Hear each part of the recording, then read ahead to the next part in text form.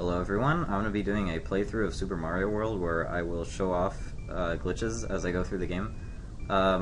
There's a lot of crazy stuff you can do in this game, a lot of crazy glitches and things like that, and I feel like this game is really broken, but not a lot of people realize that because a lot of glitches just don't have any practical use. There's no reason to do them, they're just silly little things that you can do in the game, and they're really hard to do, like frame perfect and things like that, so they're not viable in real time, and they're not really speedrun viable either. So there's just a lot of like subtle things, and not just subtle things, but really crazy elaborate setups for crazy glitches you can do in this game that I feel like get overlooked, and I think they're fun and interesting, and there's a huge community for this game because just for fans of the original game, you've got a large community, and then you've got the speedrunning community for this game, and then you've got the ROM hacking community for this game, and like it gets so much attention, and it sucks that there's a lot of like glitches or similar, just like cool things you can do, even in the vanilla game that don't really get enough attention, I feel like. So that's sort of why I want to do this. For example, one example of a really pointless glitch that's like there's no reason to do it, but it's kind of cool. It's very hard to do. Well, hard because it's frame perfect, but if you collect a coin on the title screen, yes, there's a glitch you can do right from the title screen. If you collect a coin on the title screen at the exact same time you bring up the menu, I'm going to do it frame by frame here. Ready? Okay, so I think it's this frame. Oh, I didn't realize I had a file already started. I'm just going to use the second file. So if I bring up the menu on the same frame that I collect a coin on the title screen, the coin will actually transfer over to my save file. Like, see, if you look in the top right corner of the screen where the coin counter is, I have a coin. So it transferred from the title screen over to my save file, and it doesn't have to be a new game. It can be a regular game too. So there's a lot of silly stuff like that you can do in this game. That doesn't really have any use, and that's kind of the stuff I want to show off. I'm using a GameCube controller, which is maybe not the best choice for a game like this, I don't really know, but it's my only alternative to a keyboard right now, and I don't want to use a keyboard, so I'm going to go ahead and grab Yoshi. Yoshi is definitely the glitchiest element of this whole game. He's the reason there's as many glitches in it as there is. Exhibit A. So what I did there is Yoshi's tongue touched the berry for one frame, but because I ran past it, it turned into a sprite. But because I ran past it, it never latched onto Yoshi's tongue properly, so it just kind of got stuck there. And also, I got a coin out of it. In that case, it doesn't always happen, but sometimes you can get a coin out of it.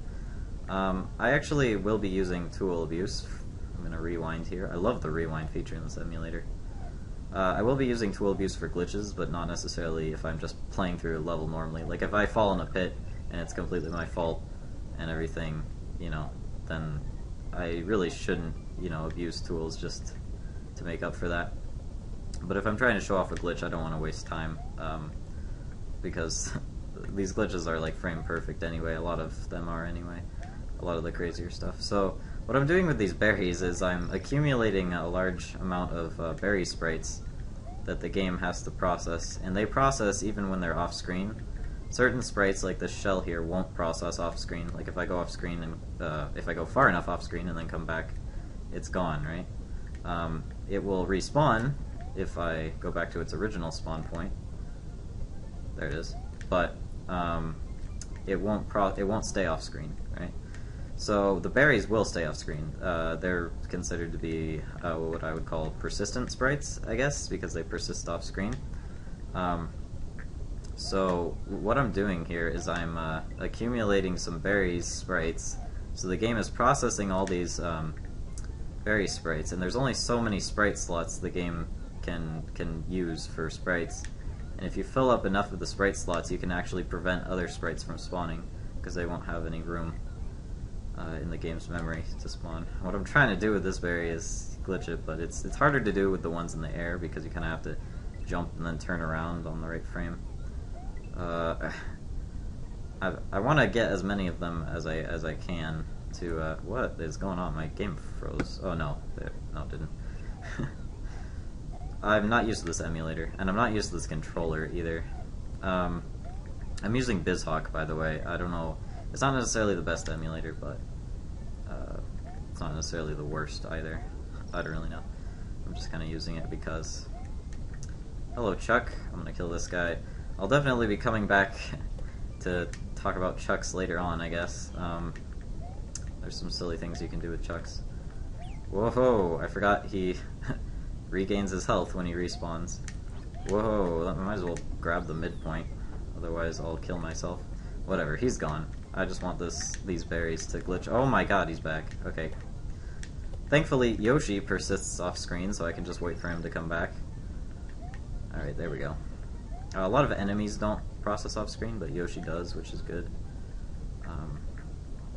So, come on. I really want to get as many of these berry sprites as I can. So I'm trying to get so many sprites on screen, or at least in the level that the game is processing, so that other stuff can't spawn. And I'm abusing the heck out of this rewind feature. I love this rewind feature. It's fun. It's fun to use. I don't know. Anyway, ugh. God, I hate doing tricks like this. I hate wasting time on tricks like this too. It's embarrassing. Come on. You can do it, Yoshi. Ugh. I'm not sure if I wasted too many berries already. That's why I don't want to waste any. I want to make sure, because there's not that many berries in the level. There's like, what, 15 or something total? I don't know. Anyway. There we go. Let's move on. So I will be doing all 96 exits. I don't know if I mentioned that, but even though not every level is necessarily ripe for glitches, like Yoshi's Island 2 is pretty good for glitches, but I don't want to just stick around in this level the whole time. I wish I could, but I feel like that would be very repetitive, and I don't want to do that. So I'm going to grab this dragon coin. I'm not going to grab most dragon coins. I'm not really sure why I went for that one, but alright, so we've got so many berries in the level that hopefully stuff will start to stop spawning. Apparently not, though. These moles will still spawn. Okay, that mole still spawns. I think this last one should be enough. Whoops. Come on. Ugh. Hook. There we go. Okay. So now, there's so many sprites on screen that nothing else will spawn, not even this pink berry. So if I try to lick it up, it won't turn into a sprite. You'll notice that the red berry over here, the berry sprite, turned pink when its tongue overlapped the berry. In fact, all the red berry sprites in the level turned pink because the palette for berry sprites is universal. Normally the game thinks you only will have one on screen at a time. And I can eat this and it will actually count as a regular pink berry. And then I can eat this pink berry and he lays an egg because I ate 2 pink berries. So even though there's only one pink berry in this level, I basically transferred the effects of that pink berry into a different one, which is pretty cool. It doesn't even have to be a berry. You can transfer the berry effect into just a regular enemy or anything that Yoshi can swallow. I just realized this guy's not going to give me a 1-up because there's too many sprites on screen. I want to get ripped off. Oh no! And I died. I ran out of time. That's unfortunate. Even if I hadn't run out of time, I just realized that there were so many sprites on screen, the gold tape would not have spawned there. So I would have been trapped in the level anyway until I freed some sprite slots. So that was pretty silly. Good thing I got the midpoint. Anyway. Sorry for wasting all that time in this level. I just kind of wanted to show some stuff off what you can do with berries.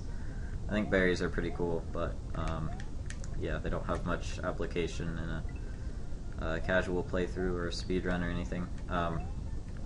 So that's just something kind of silly you can do. You can get extra berry counts from one berry like that. I'm gonna try to do something silly with this P-switch if I can. Oh yeah! So you might be wondering where that fish came from. You can recycle a P-switch if you step on it and then lick up the flattened P-switch before it disappears. And if you drop the P-switch then after you do the glitch quickly enough, it has to be like while the P-switch is still disappearing. I'm not sure why that one didn't work. Oh my god, I'm bad at this. Well, you saw it anyway. A fish will pop out of the P-switch. It's pretty silly. I don't know exactly why a fish, but the reason it pops out is because the timer that the P-switch uses to decide when to disappear is also used for things like when a shell decides to spawn a Koopa out of it or something similar. You know, like when you stomp on a Koopa and a Koopa pops out of the shell. It's kind of similar to that, and the timer that is used for a sprite like disappearing is also used for something like that. So it recognizes that timer as the same thing, and it spawns something out of it. Except when you do it with a P-switch instead of a Koopa shell, you get a fish instead of a Koopa. So it's pretty silly. I'm gonna go ahead and grab this shell. Oh, no I'm not. Never mind. Let's just keep going here. Let's see, go in this pipe down here. Sure, why not? So for example, oops, well, I didn't mean to do that, and also I don't know what oops means, but okay, here we go. So, I'm trying to do the same thing again. It really shouldn't be an issue. My strategy for doing it is to just kind of step onto it and then back up, and his tongue will kind of grab it on the way back. Yeah, there's, unfortunately, if it's in Yoshi's mouth when you bring it through the pipe, he'll just eat it, I guess, in between areas. It goes away in the next area. So that's pretty useless, but I want this mushroom. Oh my god. Okay. Yeah, so I'm not very used to this controller or this emulator. I might have mentioned that. So that's my excuse for playing badly, by the way. Let's see, can I get a 1-up? No. These blocks will only give you a 1-up if you collect at least 30 coins within the level.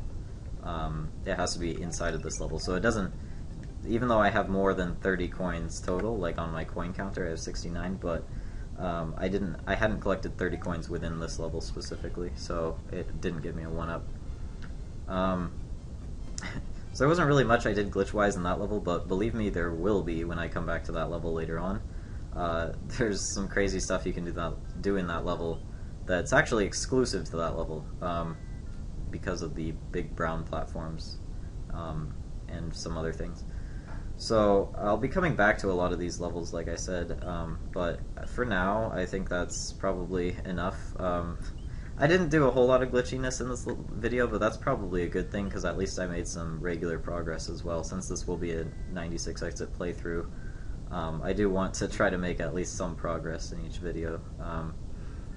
Anyway, yeah, so hopefully I'll be able to show off some other cool stuff next time, and from there on as well.